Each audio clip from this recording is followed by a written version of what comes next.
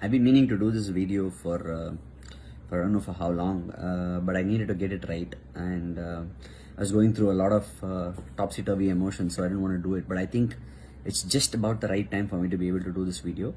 A few days ago, the Prime Minister Narendra Modi came out and asked for everybody to stay indoors. He said we will do a 14-hour Janata curfew, and most of us really abided by it. But as usual, in a country where there are 1.3 billion people, you expect some of the information to be distorted and some of the people receiving the information to not receive it properly. We had mass gatherings, unbelievable gatherings of people. Obviously, the intent was to celebrate our health service workers, the doctors, the nurses, and give them the fillip that they require for working over a period of time. The gesture is very well appreciated. But the hindsight of it, what really is this coronavirus? You've had a lot of doctors talk about it. But I just wanted to point out one thing. About 45-50 days ago, the Indian cricket team was on tour to New Zealand. And when we were on that tour, as people were seeing the Chinese people, be it them being on work or being on a holiday, people saw them with some sort of jaundiced eye, looking at them as if they were people spreading this particular dangerous virus around people. Why is coronavirus so dangerous actually? It is not the magnitude of the virus itself, but the fact that it is not easily identifiable. Let's say, for example, someone has the virus. They don't have any symptoms for literally 7-8 days, sometimes even more, or sometimes even lesser in certain cases. The problem is not even that. The problem is that when they don't know that they have these symptoms, they continue spreading it to others. So whose problem is it really? It's very easy as a community in our country to put the blame on someone. It originated here. It happened here. This is what happened there. They are responsible. Now, what really is the use of talking about who's responsible for this? It's actually a waste of time. In all honesty, I think this is a natural way of trying to push people back. This is a war, in short.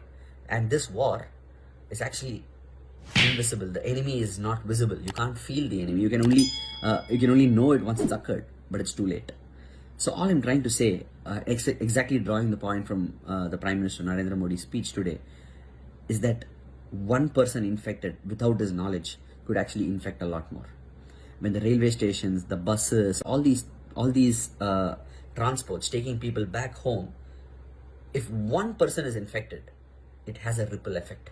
And there are going to be so many people who are going to be infected by the same virus, and the healthcare system that we have in our country will find it very, very difficult to manage it.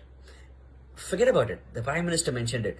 Countries like Italy and US, where every citizen has a great right to the health service there, and their health service systems have collapsed. The fatality rates in world wars are supposed to be anywhere between 9 to 10%. So let's say 100 people go to a war, only 10 people die in that war. But with the coronavirus, it can actually be in excess of 10%. Italy recorded in excess of 10%. Let's say 5,000 people were affected by coronavirus. Literally 600, 700 people were actually dying. The fatality rate is so high. And we don't know what strains these viruses are coming on. It's still nascent. And we are so far away from producing a vaccine. So, like the Prime Minister said, the only way we can actually contribute to this is by sitting indoors for the next 21 days.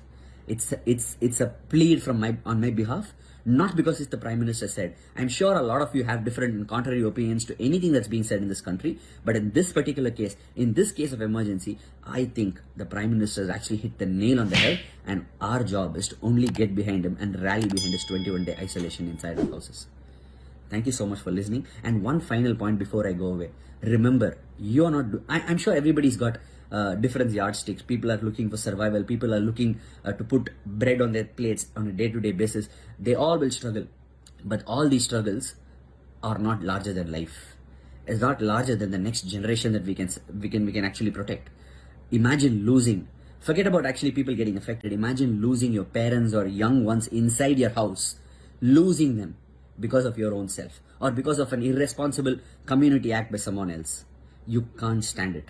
It's just not possible.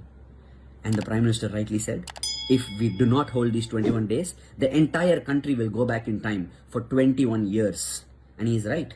Because if this ripple effect continues, our healthcare system will completely crash. And the efforts that are being put in by the doctors and health service industry today will mean nothing at all.